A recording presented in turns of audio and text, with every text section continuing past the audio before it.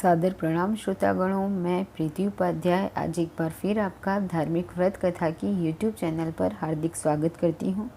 और आज मैं आपके लिए लेकर आई हूँ पुरुषोत्तम मास महात्म्य का 28वां अध्याय। तो आइए सुनते हैं। श्री नारायण कहने लगे कि हे नारद, इसके पश्चात वह अत्यंत दुखों को भोग कर बंदर योनि को प्राप्त हुआ। पापों का नाश करने वाला एक सरोवर था जो देवताओं को भी दुर्लभ था। मृग तीर्थ नाम से विख्यात था। इसी तीर्थ में वह ब्राह्मण फलों की चोरी के पाप से बंदर की योनि को प्राप्त हुआ था। नारद जी बोले, हे प्रभु, करोड़ों पापों से युक्त वह बंदर इस तीर्थ में कैसे बसता रहा? श्री नारायण बोले, चित्रकुंडल नाम वाला वो कोई वैश्य था। उसकी स्त्री तारक नाम वाली थी। इन दोनों के पुरुषोत्तम मास करते हुए पुरुषोत्तम मास चला गया। पिछला दिन आने पर स्त्री सहित चित्रकुंडल ने अत्यंत प्रसन्नता के साथ उद्यापन किया और उद्यापन कराने के निमित्त स्त्री सहित वेदांग को जानने वाले ब्राह्मणों को बुलाया। हे नारद, वहाँ धन के लोभ से कदर्य ब्राह्मण भी पहुँच गया। जब उद्यापन विधि समाप्त हो गई तो चित्रकुंडल वैश्य ने उन स्त्री सहित ब्राह्मणों को अत्यधिक दान दे प्रसन्न किया।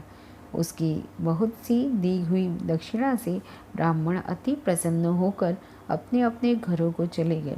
परंतु अत्यंत लोभी वह कदर्य रोता हुआ उसके आगे आकर खड़ा हो गया और विनय से नम्र होकर अति गदगद वाणी से चित्रकुंडल को बोला, हे चित्रकुंडल, वैश्यों के पति, आप इस समय कृतार्थ हो जो आपने पुरुषोत्तम सेवन किया। ब्राह्मणों को बहुत सा दिया और किंतु हम भाग्यहीन को क्यों कुछ नहीं दिया? उस कदर्य के ऐसे वचन सुन उस वैश्य ने कदर्य को भी बहुत सा धन दिया। उस ब्राह्मण ने उस धन को लेकर पृथ्वी में गाड़ दिया। वहाँ पर उस कदर्य ब्राह्मण ने पुरुषोत्तम मास की धन के लाभ से स्तुति की। पूजा को देखने के महात्म्य के से तथा धन के लोभ से ही स्तुति करने से मृग तीर्थ को प्राप्त हुआ। नारद जी बोले, हे ब्राह्मण, शीतल जल वाला, घनी छाया वाला, मनोहर वृक्षों से शोभित उस वन में उसे रहने का क्या कारण था, सो आप हमसे कहिए। श्री नारायण बोले, हे नारद, जब रामचंद्र जी ने समुद्र में पुल बांधकर रावण का वध कर दिया तो रावण के मारे जाने से ब्रह्मा, शिव, इंद्रादि सब देवताओं ने प्रसन्न होकर रामचंद्र जी को वर मांगने के लिए कहा।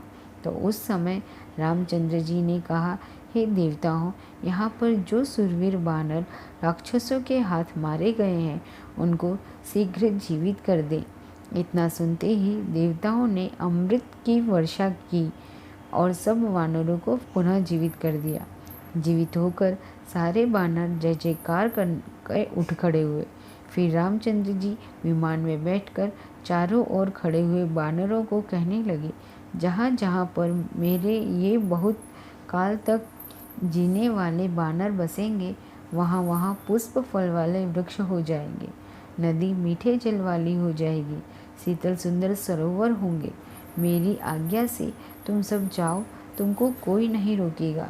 हे नारद, फिर वह बानर पर्वत जैसा बढ़कर बहुत सी भूख और प्यास से युक्त होकर लोभी हो वन में विचरने लगा। जन्म से ही उसके मुख में पित्त की पीड़ा थी। उसकी पीड़ा से रात दिन उसके मुख से रुधिर बहता था और वह अत्यंत पीड़ा युक्त होकर कुछ भी नहीं खा सकता था। वह बानर चपलतावश श्रेष्ठ फलों को तोड़ता और मुख के निकट ले जाकर बहुत से फलों को फेंक देता। इस तरह नित्य प्रति निराहार रहते हुए देवयोग से पुरुषोत्तम मास आ गया। उस मास में भी वह उसी तरह शीत वायु आदि से पीड़ित रहा।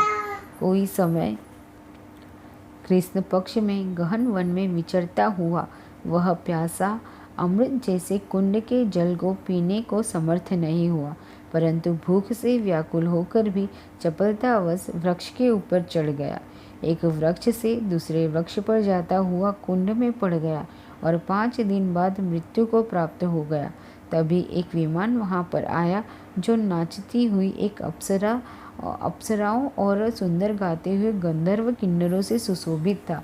इस तरह सुंदर शरीर को धारण कर वह महाभाग वानर अपने शरीर को देख अत्यंत आश्चर्य को प्राप्त हुआ और बोला कि हम महापापी को यह विमान का सुख जो अत्यंत पुण्य वालों के लिए नियुक्त है कैसे मिला। मैंने सुकृत किया ही नहीं जिससे मैं हरि के स्थान को प्राप्त हूँ। इस तरह से यहाँ पर पुरुषोत्तम मास महात्म्य का 28वां अध्याय समाप्त होता है। अगर आपको यह वीडियो अच्छी लगी हो तो लाइक कीजिए, फैमिली और फ्रेंड्स के साथ में शेयर कीजिए। कमेंट बॉक्स में राधे राधे लिखकर मुझे ज़रूर बताएं कि आपको वीडियो कैसी लग रही है। मेरे यूट्यूब चैनल को सब्सक्राइब करना ना भूलें और वीडियो को अंत तक देखने के लिए मैं आपका बहुत बहुत अभिवादन करती हूँ। धन्यवाद।